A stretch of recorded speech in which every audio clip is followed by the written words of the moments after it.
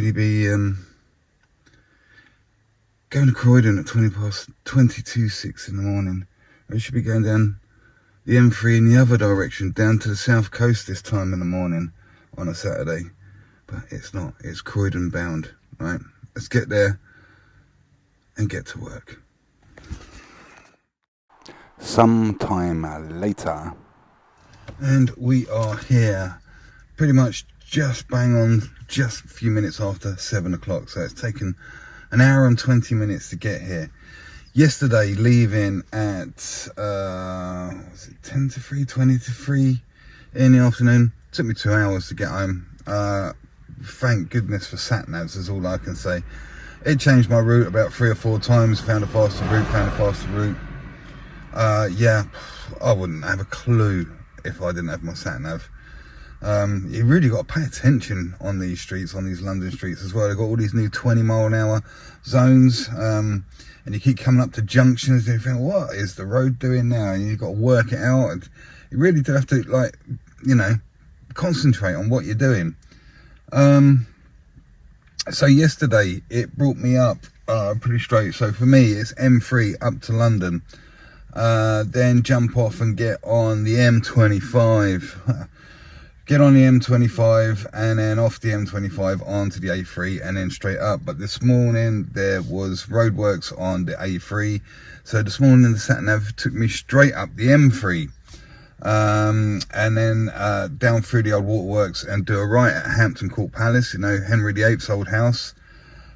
Carry on through there and then pick up the A3 again at Tolworth, Kingston, and then through Wimbledon into where we are now, Thornton Heath, is it? Norbury. So yeah, it's certainly a journey. Right, we're here.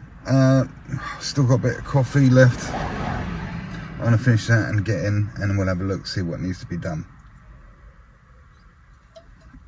We're back in here, you remember? You just a few minutes ago, yes, it was yesterday for me. Now remember, we got SBR over all this, and that's stabilised up quite nicely. So first thing to do is I've got the guys to get me some hardwall and some thistle bonding coat, not compound, not to be confused, it's very easily done. And we've got some cement knocking around, so first things first, get some bonding over this nasty area here and start bringing this out to the level it needs to be. And filling out, taking out some of these nasty areas. Look at it, it is quite a mess. I'm going to chop this waste off. That pipe's got to stay as it is for the moment. It's live, it's coming in, it's feeding the outside tap, and then it's going off up there. Got a hole to fill. Get this screwed up properly. This door is disappearing, so I'm not tackling this wall at all in here. And then there's tiling going away all the way around. He still needs to put a frame. I'm just going to have to plaster up to that as best we can, and then he's going to have to put his frame in, and then hopefully we've got so accurate when his frame goes in, the architrave is going to cover any troublesome areas that might still be not nice. Right, let's just get this done and get home. It's another very warm day again. Okay, first things first, let's get some beads going up. I mean, these are gonna need sticking. So, yeah, it's a good idea to get something like this going on first. So when you're setting up your other bits and pieces, these are going off for you. Let's just get it close. I'll set up the bottom one first, I'll cut that to length. And then, where did I just cut that, for goodness sake? My cut.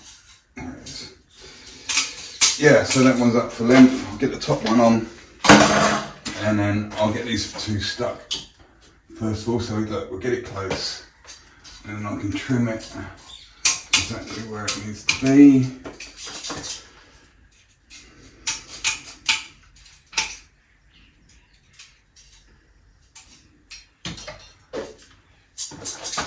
Yeah, we'll get these two going first. I'll get them stuck and then I'll do the same and get the sides up because I can't really do it at the moment because I don't know where the levels are.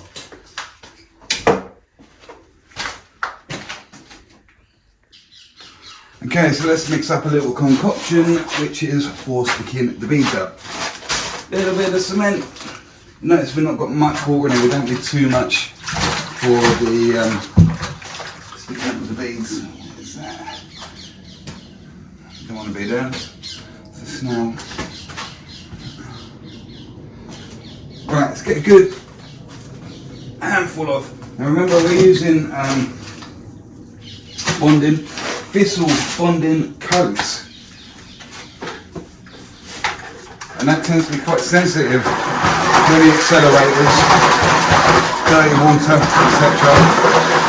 Let's give that a mix, get that working through, and then without knocking it up too stiff because it's just a small amount.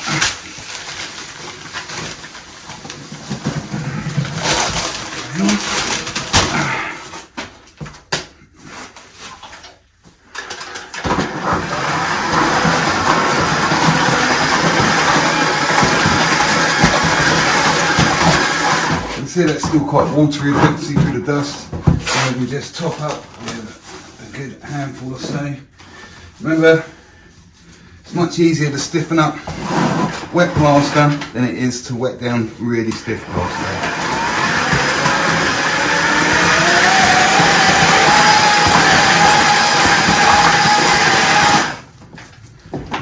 Stiffen it up a little bit because I do want it to really kind of hold itself together. We can get away with it being quite stiff. It's got to hold those beads, not spreading it around. It's a stick up.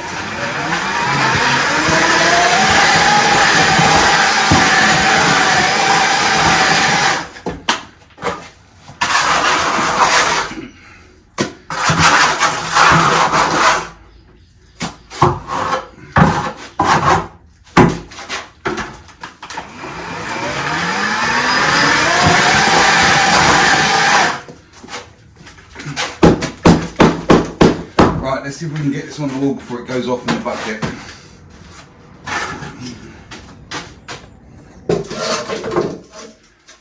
Okay, hook, trowel, 13-inch.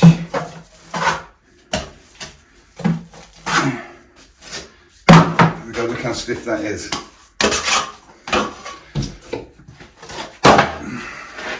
Now I've got to admit, this is quite gnarly. Surface. So get this stuff. So remember, I SBR'd all this up yesterday.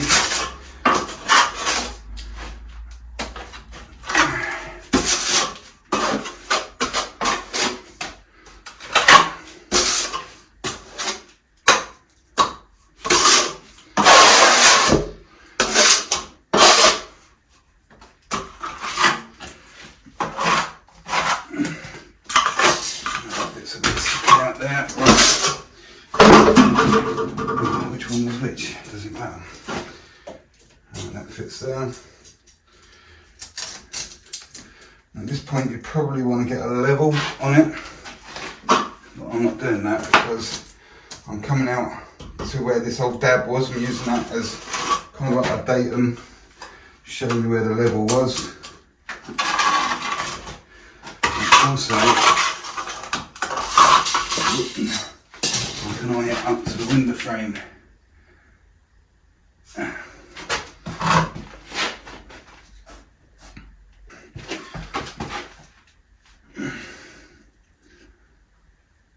Right, so I'm just using my eye to line it up against this bottom line, and if you want to be pedantic here, get your trowel, holding it on the frame here, just get my finger here and here, and see if that's out at all, which it is quite a bit.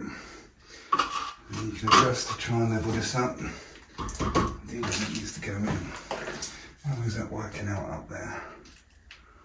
That does look quite flush up to this line here, to be honest with you. Straight edge. Now I've got that on, I can see what's going on. Yeah. I'm not going to get that back leaf. Yeah. should have checked that out first, to be honest with you. And pop a bit of that off.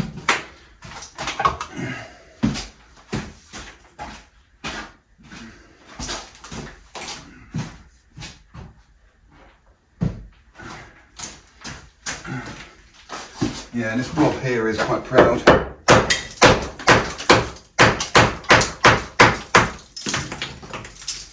It's filler.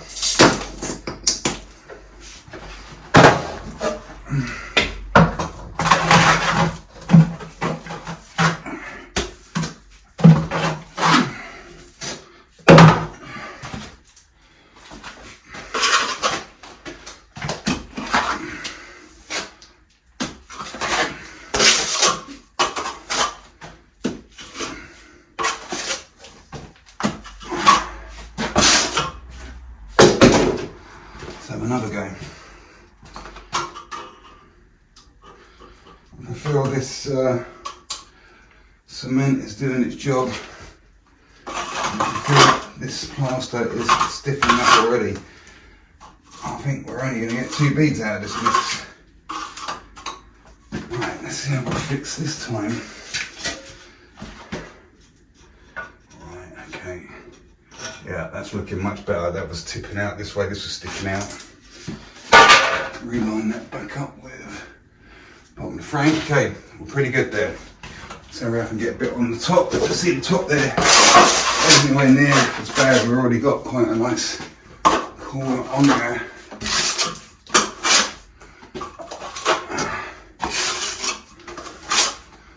A bit awkward trying to get the push. Yeah, it's definitely going off. That's alright, that's what we wanted.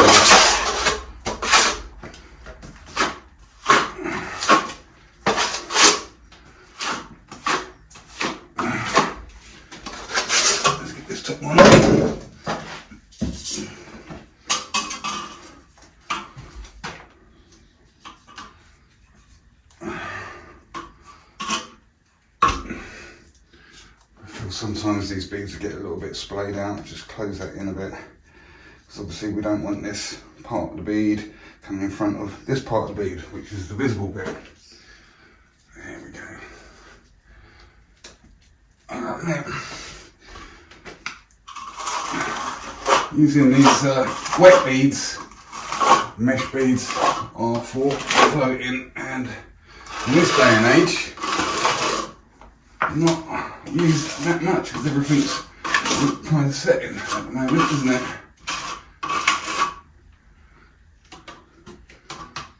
So check up there, good this side. Yeah, that's nice and flush that way, as I thought it would be. Right, now I've got the bottom and the top. I can get these sides cut now because I know exactly where they need to be. They're in the positions they need to be. If I tried to lay that on there whilst that was all flopping around and tried to cut this, obviously they're not going to fit, is it? Okay, no tape measures. So I've got 4 bead, cut it down to approximately, and then I can see exactly where that is going to fit. Fine, you start introducing the tape measure. You might be a little bit inaccurate with the tape measure, and then inaccurate with the cut, and then when the markets are just like a few mil too short or too big.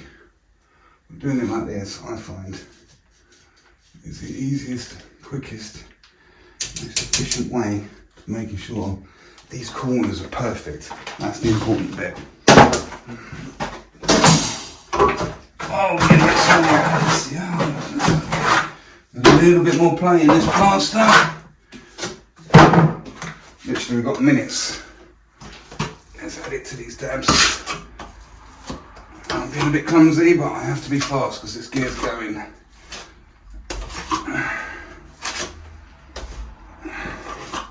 Whoop. Let's put this one up where it needs to be.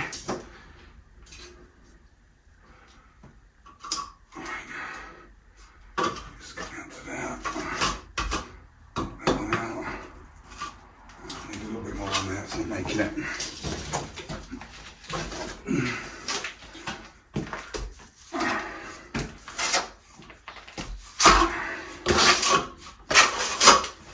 This is probably the worst bead here, it's the deepest out of them all.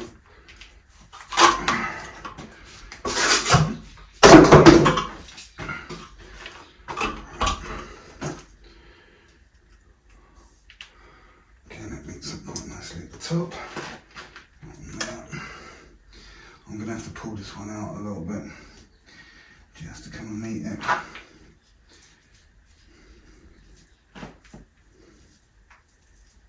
Using my fingers just to pack up underneath that to pull that out.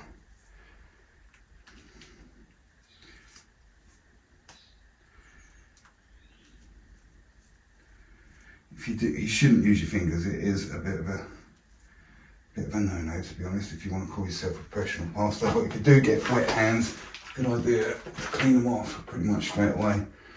Otherwise, that's a good way of starting to get cracks in your skin and your fingers.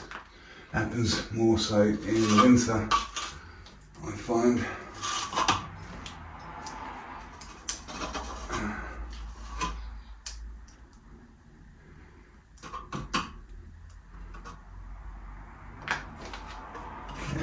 Because of course it's also quite important to make sure you get any plaster behind this line of the bead as well. Right, so this one's quite easy. Let's get that up.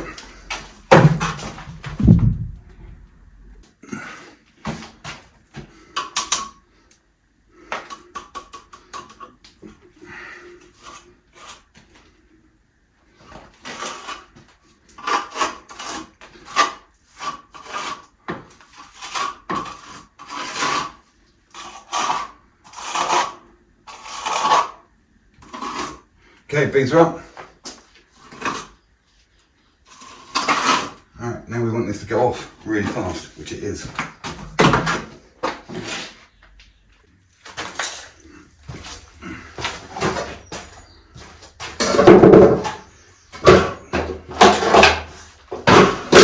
Okay, whilst that bead is doing its thing, we can start getting some screws in here where they need to be. For some reason they just pinned it.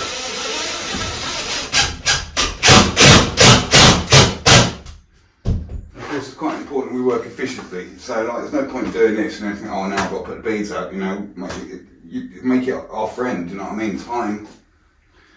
That's going off, now we'll do this. Okay, so we've got some fibre tape up on these joints and there was a crack across the ceiling there. This was the gypsum stuff. It's slightly different in the sense that you see the gauze, it's quite a lot denser than a lot of the other ones, the coloured ones. So yeah, just slightly different scrim. Where the gaps are quite deep up there, if I just jump up on the top up, see I've gone over it 2 or 3 times to bridge that because it's missing by quite a large amount. It looks like it's over 10 mil and it's like hold itself together. Green board, moisture resistant because it's a bathroom. It is recommended that you treat this stuff and don't go straight over it with multi-finish. They do recommend you use their product, which is Thistle Bondit, is it? But I think it's pretty much SBR. Get a little bit of SBR over it, you'll be fine. So we've done all that, and in the meantime, these beads have picked up and become quite solid. So now we can mix up another magical potion and we can start bringing this out to the level it needs to come to. Okay, so what we're bringing into the equation now is this stuff, okay, Thistle Hardwall. Now, reason being is this is much easier to work with when we come covered in spider webs. When we need to be playing around with stuff and using a rule and trying to straighten things up, this is designed to be worked with and done with that. Bonding is for filling up chases and or remedial stuff. It goes off a lot quicker and it's really, really, really sticky. But it's not nice to have a big wall of it on and be trying to roll it off. It's too sticky and too slimy. So what we're going to do is we're going to add these two together so we get the best, or a bit from both properties. Okay, we're going to get some workability out of the hardwall. It takes forever to go off. We're going to throw some bonding in there to speed that hardwall up a little bit and also give it a little bit more stickiness to hang on to that nasty, nasty surface we've got to go over. Then I'll probably put a couple of handfuls of cement in there just to speed it up as well, because we haven't got time on our side. I could do it all just in hardwall, but then I'm going to be sitting in the van for like 2-3 hours, maybe more, depends. Remember, I've SBR'd all that surface up. That will take forever to go off, even in this heat. So we need to speed it up, and that's why we need another magical potion.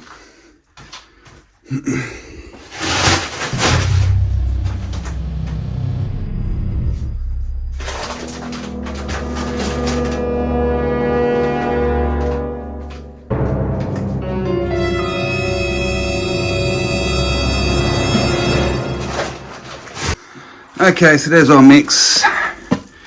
Nowhere near as stiff because we've got to move this around, and I've erred on the side of caution because we put cement in there as well, and I don't want to knock up too much and have it going off in the bucket because I can't get it out and get it on the wall fast enough. So a little bit at a time, and this is just going to take out these deeper areas here initially. So yeah, adding cement, speeding up your gear. You never know quite exactly how it's going to go. It's a bit like when Indiana Jones was trying to guess the weight of the idol in the beginnings of Raiders of the Lost Ark, and he had the bag of sand and he poured it out. That was my little impression of that. Okay, let's get going. It's a very tight, dirty little room, this. Right, now these beads are picked up, they're going to be able to take a little bit of resistance to them. You can see, we're not just a newcomer quite often come in and tries to wipe it on really slowly. We don't want to be doing that. See, because that's what happens. It doesn't stick on there properly. You need to be quite confident about it and get it on there, you know, so it grabs.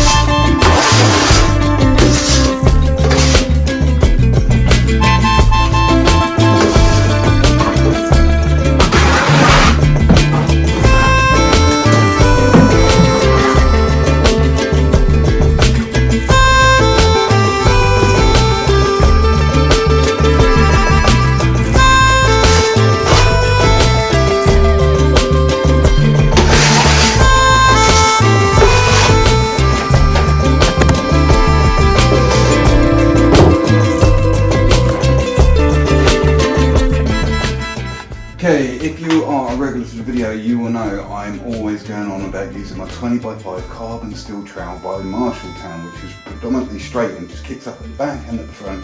Some large trowels or some trowels have a curve all the way down. I've done a video about trowel shapes and sizes. Have a look on the playlist. I can't go on about it now because I'm too busy. I haven't had the 20x5 out for ages. I've been using this little 13. I'll get that all in a mess, yeah? To wash that off. This little 13, see the size of it? But we've got a bit of a predicament here, haven't we? Look at this. You saw me getting that on there. We've got to get behind this pipe. So I am going to use one of these.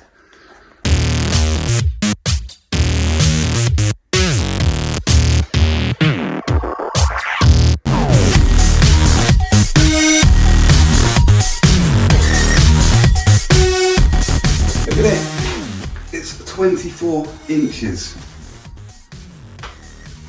Problem with this is, when I'm going on about trail shapes and sizes, we'll talk about it quickly. I'll bring this little 13 off for a second.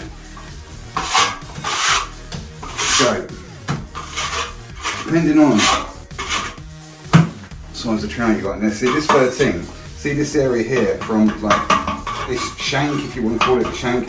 So you've got this distance here, which is just blade, okay? On different size trowels, this distance varies. On the 16s, this distance is very, very small. On the 20s, the distance is pretty much similar to this. But if you look at the distance on this one compared to it, we line the shanks up, look at that, look at all this excess blade we've got going on there. That's what makes this really difficult to use. For setting, it curls round. But for the purposes of getting behind this pipe and getting this plaster into some sort of respectable shape,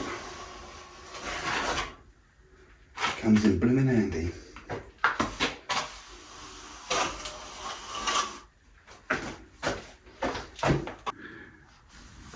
Okay, we seem to be getting somewhere with these walls now. As you can see, got the reveals on. Let me just quickly show you how to do it. Start off, get your trowel on so it sits square, so the front of your trowel is touching all the frame, and then this side of the trowel is touching the bead.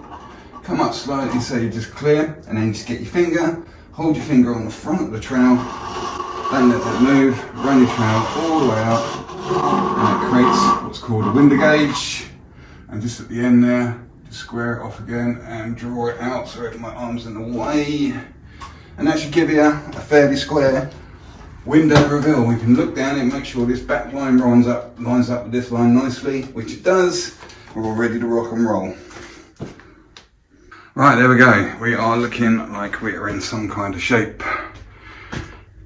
It's going. That's what we need it to do now. You need to pick up, go off and set.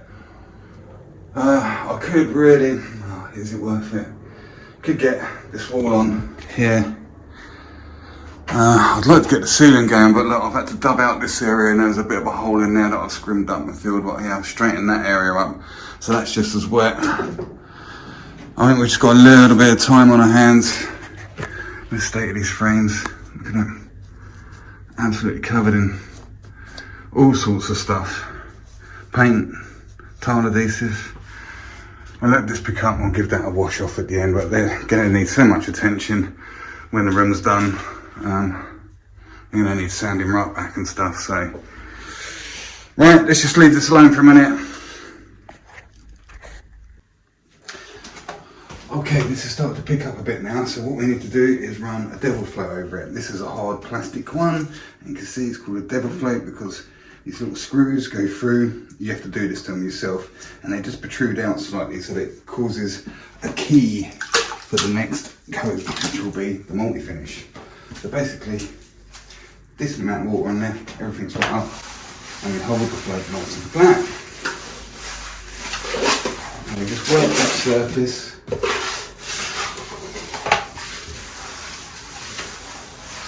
And it just buffs it up and gives it this nice little bit of key. And we'll do that to the whole wall. Okay, so that floating up, the double floating is done. There's the scores. All we can do, again, because it's sliding up the surface, just leave this alone until it picks up, and then we can set it. Okay, this is all set really quite nicely now in really double quick time. It's hardwood. So I'm really happy that we did what we did with this. As you can see what I'm doing now, just prior to setting, it's starting to brown off in places, like round beads and stuff, so you just need to cut this out really, and just, you know, really buff it all up, clean these frames off, etc. Tidy it all up, and then we can get a coat of multi-finish over everything. Remember, we got this ceiling, this wall with the reels, and this wall, and I dare say we'll be able to get it with one gauge. Multi-finish.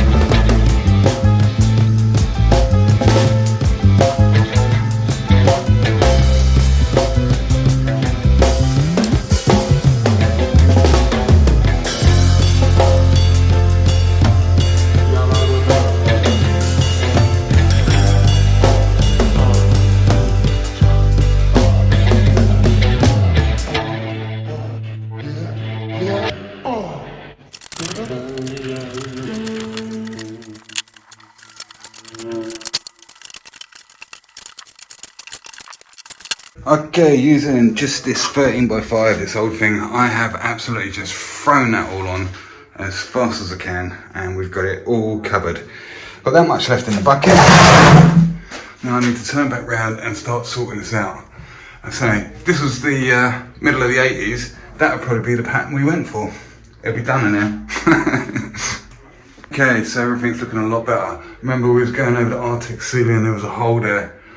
And you can see the pattern is bleeding through, that bobbling. We've gone on about that before, going over artex ceilings, have a look on the playlist, we've done specific videos about it. This was all floated, this is going ahead of everything, although I made sure that was the last one I put on. So remember, we put this on first, then we put the boardwork on, then we put this wall on, which was predominantly that old surface, and this is still hanging back. And remember, we SBI'd it yesterday. Then this was the last wall I put on because I knew the suction from all that floating coat was going to start pulling this off. Don't be so childish. It's drawing the moisture out of it, so it's pulling in. So this has gone, even though it's the last wall on, has gone to the front of the queue. And this is going to need addressing before everything else there, because we went over that fresh floating. Okay, now because this is going off as fast as it is, we're going to put a little trick out of the hat. Okay, this is a sponge float. Okay, it's one of the more dense ones. Look, it's not as thick and as coarse as ones for sand cement. This one's a lot denser, and the holes in it, the texture of it is a lot finer. Now, I kind of did give it a second coat with the same gear because I knew it's pretty new. What we're going to do is pretty much, I'll just do this patch here so you can see exactly the same as we did with the devil float. And we're just pulling this back, livening up this very surface. And then we're going to turn straight back round and trowel it back in, not taking anything off the wall. Right, let me get across it because it's going. Okay, so here we go, look. Just show you on this reveal, that's the texture we got. Collecting some up and pushing that back into the wall. Add a little bit more water if you need to.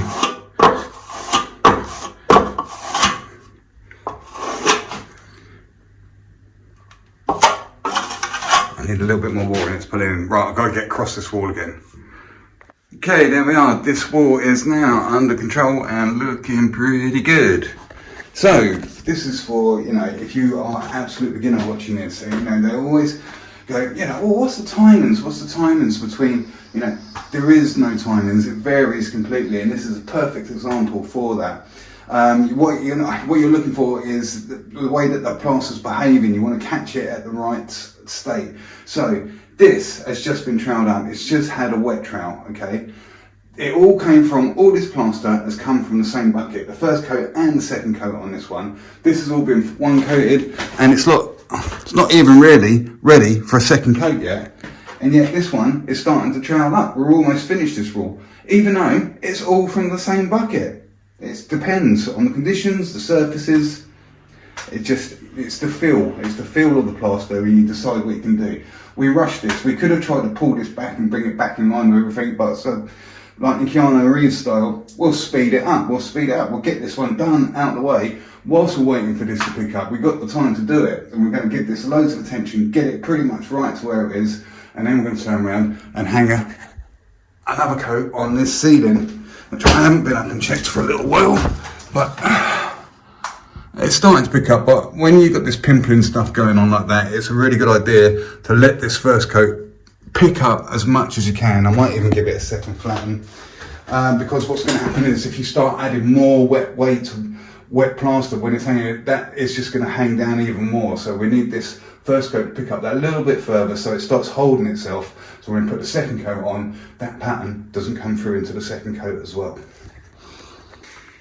Okay, I've washed my bucket around and I'm keeping the dirty water, and I'm going to add some fresh water to this now and knock up enough to lay down the ceiling, this wall and this wall. Temperature here in Croydon at pretty much 12:30 in the afternoon is 30 degrees. Second coat is on this wall, this ceiling, and then this wall. Now let's turn straight back round and flatten it in. All we're using today is this little old 13.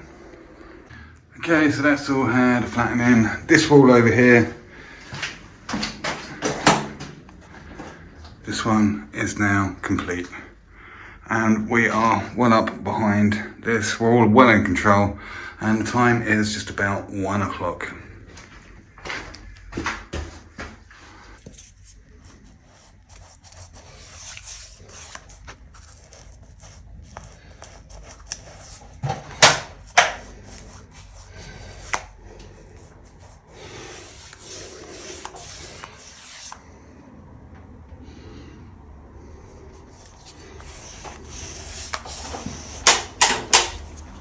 So there we go.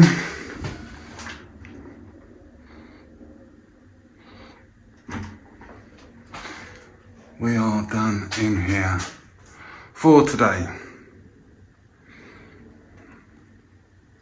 Alright guys, well done for getting to the end of that video. Yeah, it's another nasty little room.